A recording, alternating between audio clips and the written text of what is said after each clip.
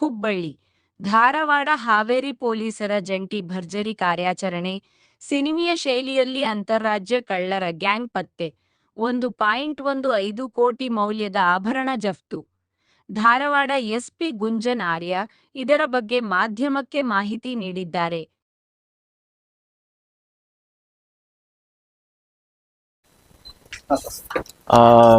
ಕಳೆದ ಒಂದು ತಿಂಗಳು ಹಿಂದೆ ನಮ್ಮ ಹುಬ್ಳಿ ಗ್ರಾಮೀಣ ಪೊಲೀಸ್ ಸ್ಟೇಷನಲ್ಲಿ ಒಂದು ಕಳ್ಳತನ ಪ್ರಕರಣ ದಾಖಲಾಗಿದೆ. ಅದರಲ್ಲಿ 10 ಗ್ರಾಮ್ ಚಿನ್ನದ ಆಭರಣ ಕಳ್ಳು ಇತ್ತು. ತದನಂತರ ನಮ್ಮ ಕ್ರೈಮ್ಸ್ ಸಿಬ್ಬಂದಿ ಮತ್ತು ನಮ್ಮ ಅಧಿಕಾರಿಗಳು ಕಂಟಿನ್ಯೂಸ್ ಆಗಿ ಫಾಲೋಅಪ್ ಮಾಡ್ತಾಯಿದ್ರು.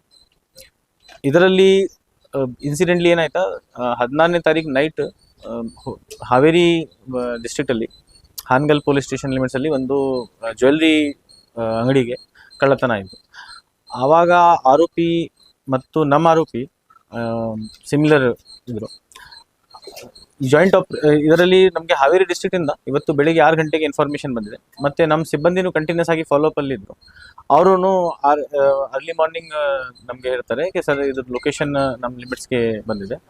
ಆವಾಗ ನಾವೇ ಮತ್ತೆ ಹಾವೇರಿ ಪೊಲೀಸ್ ಒಟ್ಟಿಗೆ ಒಂದು ಜಾಯಿಂಟ್ ಆಪರೇಷನ್ ಮಾಡಿ 2 ಜನ ಕಳ್ಳರು ಮತ್ತು ಸುಮಾರು 310 ಗ್ರಾಮ್ ಚಿನ್ನದ ಆಭರಣ, ಸುಮಾರು 25 kg ಬೆಳ್ಳಿದ ಆಭರಣ ಮತ್ತು ಈ ಬೊಲೆರೋ ಗಾಡಿ ಅಷ್ಟು ನಾವೇ ವಶಕ್ಕೆ ಪಡೆದಿದ್ದೀವಿ. ಬಂಧನ ಆಗಿದೆ 2 ಆರೋಪಿಗೆ. ಇನ್ನೂ 4 ಜನ ಇದರಲ್ಲಿ ಎಬ್ಸ್ಕೊಂಡಿದ್ದಾರೆ.